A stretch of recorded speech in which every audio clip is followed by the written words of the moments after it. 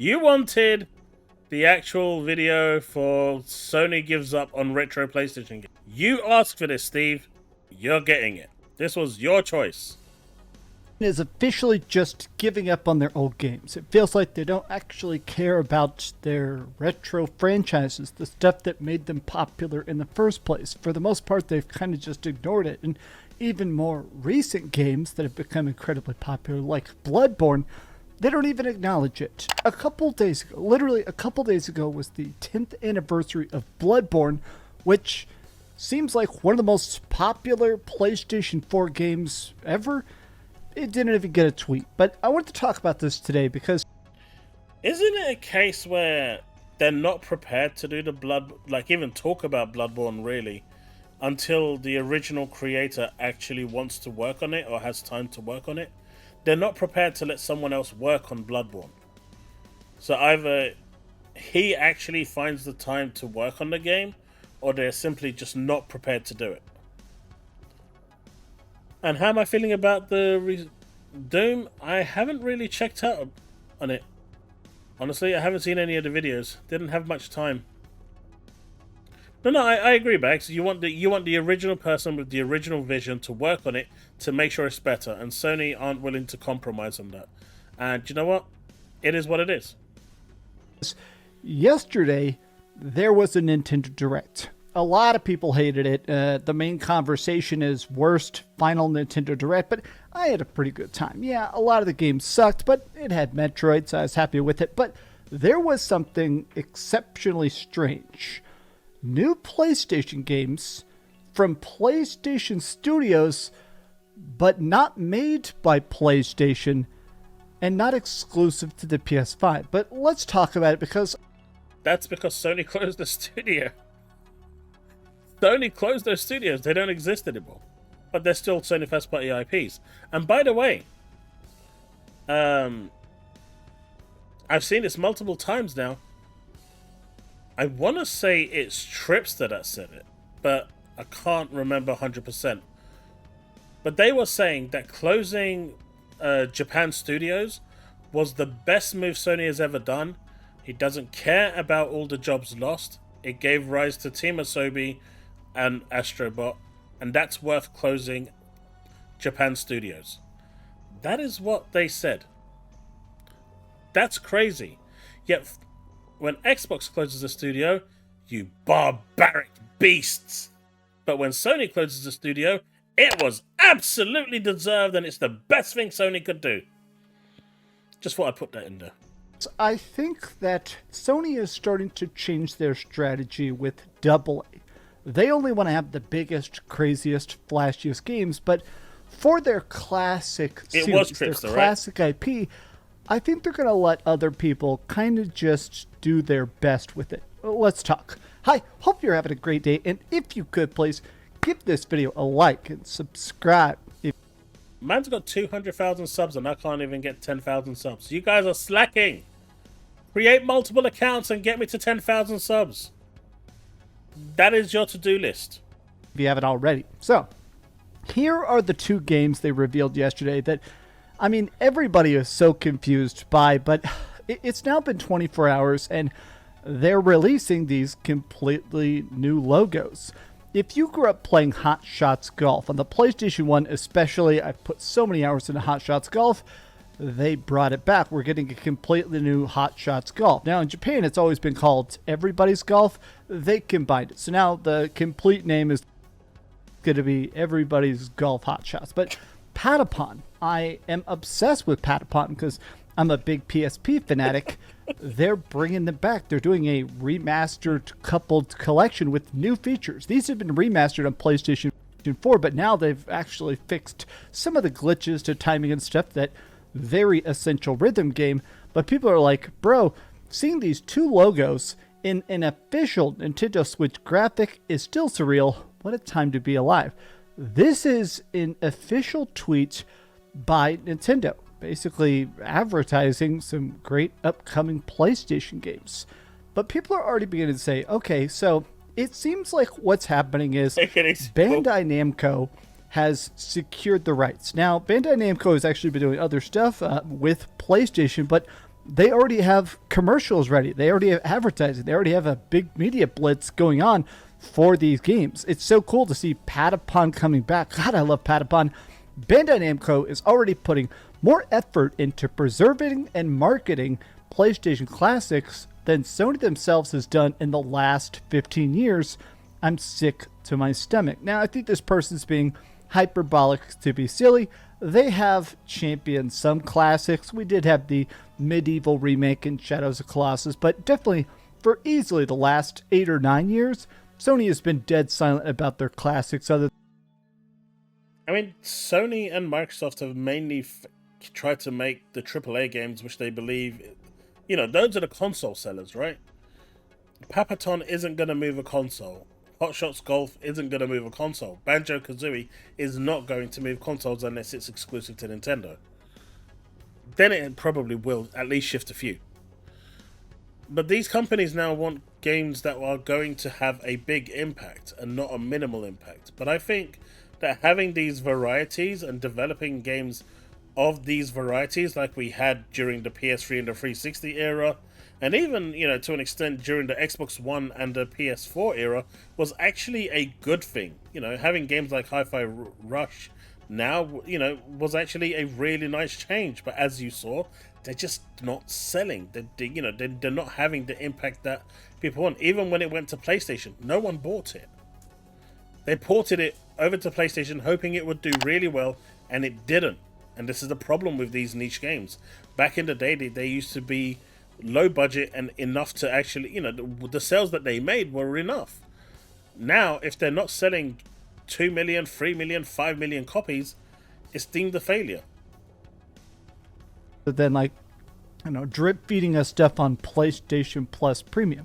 But I have seen people saying, okay, if all 3 of these games, Freedom Wars Remastered, Hot Shots Golf, Patapon, if those can all be licensed, if those can be revived, if those can be brought back, maybe they can bring back Bloodborne. Bloodborne is also technically under the Japan Studio IP. Now, thus far, this very much seems like a big pivot from what PlayStation has typically been up to. By far, the company, the studio that people have talked about the most as sort of the canary of the coal mine when it felt like PlayStation kind of pivoted tactics is Japan Studio. There used to be a group of people specifically inside of PlayStation that's job it was to make lower budget, incredibly good classics. Knack, Ape Escape, Grab. I swear, if we get a Knack free before Bloodborne, if we get a Knack free before we get Bloodborne,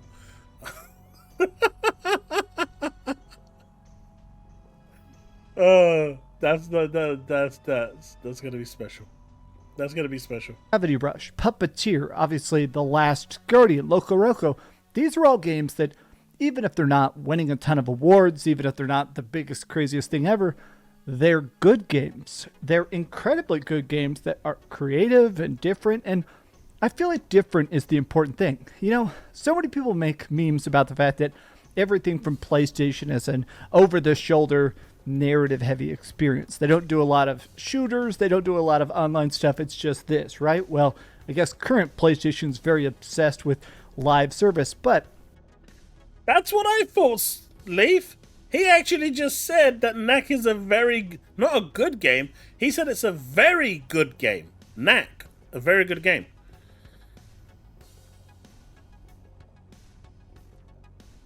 Not sure with that one, buddy. Shuhei Yoshida recently left PlayStation, and now he's allowed to talk about whatever he wants. He's been making jokes about how now he's legally allowed, because he's not tied up with PlayStation. He's allowed to talk about how excited he is for the Nintendo Switch 2. But he says that a major reason he left is because he felt weird about the fact that they were shutting studios down. Shuhei Yoshida says that Japan Studio was shut down because PlayStation does not want AA games. They only want AAA. But here is the main reason I want to talk about this.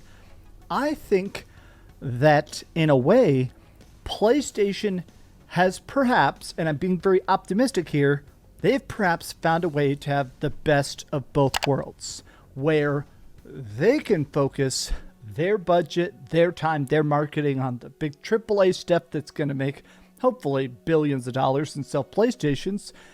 But at the same time, they're going to make it so they can license their older games. They can basically say, all right, other people, you're allowed to remaster this, to do whatever you want.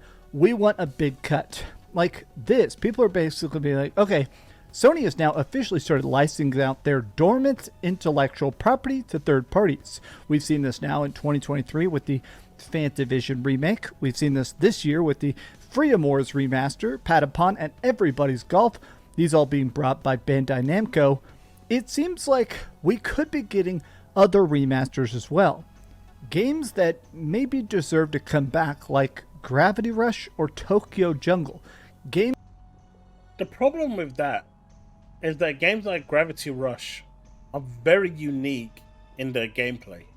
You kind of have to capture that essence in the gameplay in order for it to be good. I know the second one wasn't as good as the first one because they kind of tried to streamline it and make it a little more mainstream. But the first one was so unique. I think it was on the Vita or the PSP. I can't remember which one it actually was on originally.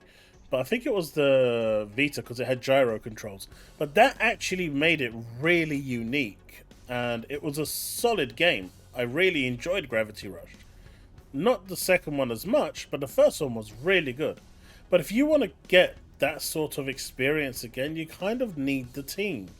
Because they're the ones behind it. They're the ones with the creative thinking behind it. If you remove that, like they have with the Japan studios, giving it to someone like Namco, Ubisoft, or whoever is going to make these games, they're not going to be the same game. It's not going to feel the same way. It's going to be a completely different game. For certain games, I can see it working. You know, smaller titles like Papaton and Everybody's Golf, it can work. But if you're looking at other games like Gravity Rush, I just don't see it working.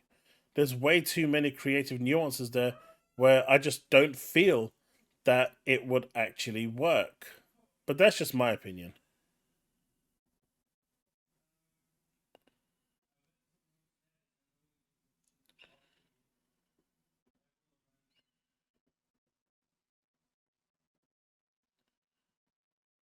Why are we not... What's that? Why are we not calling out Xbox for PC Ultimate Game Pass cheaper? Dude, we've been through that multiple times. Turn up to the streams earlier.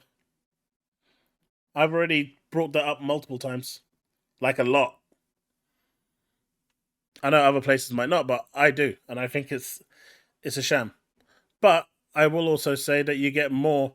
Well, you get the best of both worlds with the Ultimate, but I still think that for consoles, you should have the same option you do on PC Game Pass, where you get everything without the cloud and the PC cross entitlement. I think that should be there. That should be an option. I've said this multiple times, dude. Multiple times.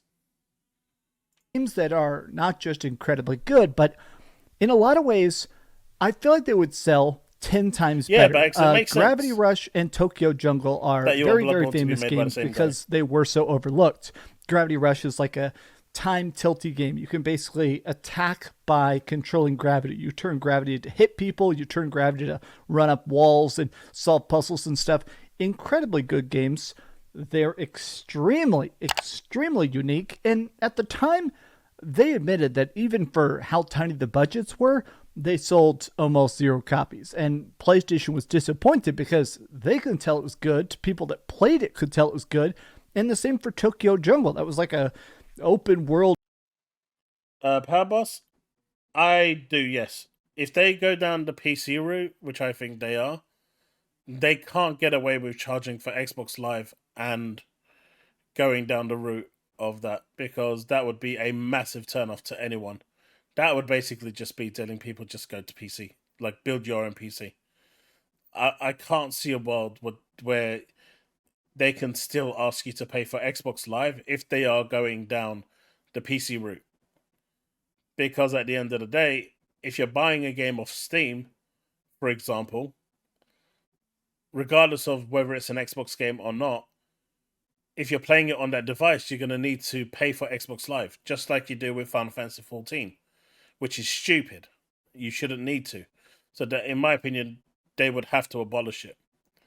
Just look at Final Fantasy 14, right? When it landed on Xbox. I made a big stink about this at the time. I think I was one of the few people that did. It doesn't use Xbox Live servers at all. People try to argue with me, well, it's in their terms, and if it's a paid product, you have to go by the rules of having to have Xbox Live, but it doesn't actually use Xbox Live at all. It doesn't even connect to it. The 360 at the time when you had Final Fantasy 11, you could have a silver account, which was a basic free account, and play Final Fantasy 11 online without any Xbox Live requirement. On PlayStation, you do not need PS Plus to play Final Fantasy 14. If it comes out on Switch, which I think it is coming to Switch too, by the way, because Yoshi P was saying it is not going to need Nintendo Online to play it. Xbox is going to be the only platform that forces you to have Xbox Live to play a game that doesn't use Xbox Live, which is wrong, which is plainly wrong. And I've said this multiple times, which is why I don't get why Heatwave actually went on that tirade. I've said this multiple times. But in my opinion, yes, I fully expect them to drop the Xbox Live requirement. They can still charge what they want for Ultimate, but I fully expect them to drop the requirement. Old roguelike that was incredibly difficult at the time, but now people kind of appreciate good difficulty. Roguelikes are now more popular than ever. I think that PlayStation perhaps has started to think about how they handled Spider-Man when it comes to the Sony movies. Now, keep in mind, Sony technically owns the infinite rights to Spider-Man. They can make whatever they want, anytime they want, as long as it's a movie, right? But the Spider-Man movies were never as big and popular as they wanted, which is why they eventually lent Spider-Man to the Marvel movies. That's why you didn't see Spider-Man for a very long time until, phase 3? I have no idea how the Marvel movie works anymore. But that's when they started to basically say, okay, you can put Spider-Man in movies, you can have Tom Holland swing around and make this new era of Spidey with No Way Home and A Long Way Home and all that, but we want 10%. We want 10% off the top of all your box office. So basically Sony found a way to make hundreds of millions of dollars for very minimal work. I think they're trying to replicate that in the gaming business of, okay. But that's the thing. Even what he's saying there is factually not correct, because Sony have to make a movie, whether it's animated or a live action, within a certain number of years. I think it's maybe 5 or 6 years. I don't really know the actual number. But if they don't do that, they lose the Marvel license to Spider-Man. Their movie license to Spider-Man is, contingent on them releasing content on a periodic schedule. So if they don't actually do that, they actually lose the movie rights as well. One of the things that I think Sony did do, which is pretty awful, and this just shows you really how petty Sony actually is, that any villain that they use in the Sony movies, that the Marvel movies can't actually use them. That is so petty. That's why you didn't see a Green Goblin in the Marvel movies, because Sony had already used him. It's why you'll probably never see a Sandman. You might hear remnants of him, but you won't see him properly, because Sony used him. And that's a really horrible thing for Sony to do. There's literally no reason for that sort of a clause to be in the contract, outside of them just being absolutely nasty. It's really petty. Absolutely petty. To actually go and actually make that a contractual, request, that's just nasty work. What would it matter if Marvel or someone else decided, hey, we're going to do a movie with Green Goblin? I mean, whatever you're doing, Sony, do it.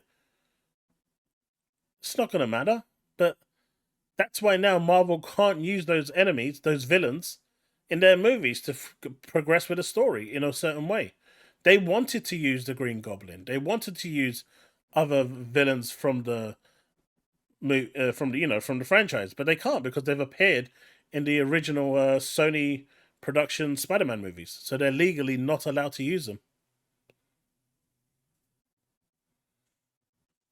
We have this back catalog that everybody still wants, but we just don't want to focus our efforts, our time, our development, our marketing on these games. What if we license it out to studios that we know are good, that know what the hell they're doing? And Devin, the only reason there was that 2 minutes of in it in No Way Home isn't that the one with all three of them in it. It's because Tobey Maguire was in there, and so that film was built joint Sony, joint Marvel. It was a joint production, so that's how they could use some of the characters. That know how to put something out. And the reason I'm excited about this is because not only does Bandai Namco rock, I think I like the idea that if these games sell good, the studios are now on their own incentivized to make their own sequels. A Patapon 4, another Hot Shots Golf is coming out. That's extremely cool. What about a Gravity Rush 3? We already know they're doing a Gravity Rush movie. What happens if we get another re-release of Gravity Rush 1 and 2, and then those sell great because of the movie, and then we get a Gravity Rush 3? We're never really going to get back to the magic we had with, well, I mean, the amazingness of Japan Studio, but if some of that magic... That's a good take, right? Japan Studio was special. They came out with, most of their games were AA, but they were actually really good. They were weird, except for Knack. Knack was just that was just bad. But the rest of them, even Loco Roco on the Vita, was such a weird game and it was designed for the Vita, and it just worked. And the way they actually, integrated Loco Roco into Astrobot they did it in such a genius way. It really, really worked, especially with the gyro controls emulating the Vita's gyro controls. So, I think, losing Japan Studio was a big loss for gamers because they really did cater for that segment of the audience that really enjoyed these games. And unfortunately, they don't exist anymore. In my opinion, they should have just sold that studio in its entirety with the IPs to someone like Nintendo, who would have utilized it really well. Because a lot of these games would do amazing on Nintendo. Can live on. Another Ape Escape. More crazy weirdness like Knack. I feel like that is what I miss most, is the quirky uniqueness, where it's a great series, it's weirdness, but also it just feels unlike anything else. I miss that era of PlayStation. I mean, what you're saying is you miss the era when gaming was good. When gaming was actually interesting. You had so many creative games, different games, and, the way that, people took risks. And a lot of those risks generally panned out and turned out to be good enough to actually make a profit and succeed. Companies today don't make risks. They don't take them. And they're all kind of, following a particular formula. And it's just, gaming today is not the same as gaming during the PS2 Xbox OG era. Gaming today is not the same as the 360 PS3 era. Gaming today, in my opinion, has stagnated and gotten way worse. So those people that actually lived and experienced through the OG and PS2 era, or the Sega Saturn and the Dreamcast and the PS1, even going back like to the Mega Drive days and or Genesis, as you guys know it in the US, and the Super Nintendo. That collective era was so different to what we have now. Even the way we used to just console war back then, when we used to talk about games and discuss stuff, it used to be so different. And the way you're doing it now, it's about how much insult you can throw to a person or dig into their personal life or their social media. It's not about the games anymore. And it's sad. And the way games have evolved over time, they've kind of just, the creativity has flatlined. Which is why when a game like Astro Bot appears, it might not be the best game out there. But when you get games like, Mario Odyssey, Astro Bot, and whatnot, they are so just different to the average game that you play. Whether it's The Last of Us or it's Uncharted or, even Indiana Jones, one of my favorite games, it was my game of the year. They all kind of follow a set pattern, and it's too samey with a different setting. And it's, there needs to be a reset at some point where graphics isn't the be all and end all. It doesn't, not everything has to be ultra realistic with the most amazing graphics out there. Games can be good looking, cel shaded, or games can be good that just aren't that graphically realistic. You don't have to have that. But the average person today, and even the younger generation, if they see a game that doesn't have amazing graphics, they're instantly, nah, I'm not playing that. My kid's a prime example. I put something on the PS2 like Zone of the Enders, they're walking away. Like instantly. They look at that and one look and they're out. Dreamcast, they're off. GameCube, they're walking away. They want that really good, overall graphics. Even if they are PC gamers, they still want a set level of standard. And, it's not always about the graphics. The graphics aren't the be all and end all. The creativity behind it should carry the game. If you need the graphics to carry the game, without the creativity behind it, then it's going to be flat. That's just my thoughts on this anyway. But, yeah. I don't think he's got anything else to say. But these have just been some off-the-cuff thoughts. Yeah.